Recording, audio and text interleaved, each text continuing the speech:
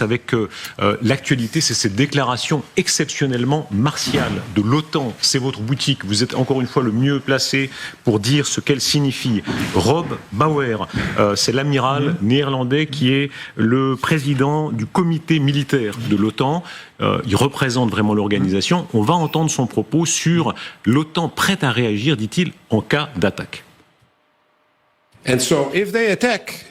S'ils attaquent, nous devons être prêts. Nous avons donc besoin de davantage de soldats à un niveau de préparation élevé.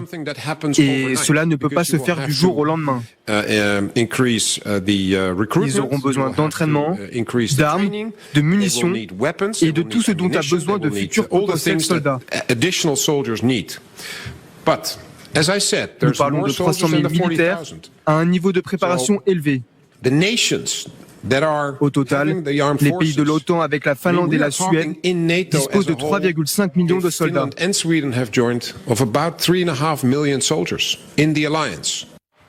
Général Paloméros, pourquoi ce propos si martial maintenant? S'ils attaquent, c'est très rare, n'est-ce pas? On se rappelle M. Stoltenberg, souvent très prudent, secrétaire général adjoint, et là on dit s'ils attaquent. Je crois que l'amiral Bauer, que je connais bien, qui est un homme à la fois raisonnable, un grand soldat, qui a des lettres de noblesse, et qui a été reconnu puisqu'il a été élu président du comité militaire au sein de l'OTAN. S'il dit ça, c'est parce qu'il ressent profondément que plus que jamais, l'Alliance Atlantique a besoin de toute sa crédibilité militaire. Il ne peut pas y avoir un doute, parce qu'on est quand même à plus de 18 mois de guerre en ce moment.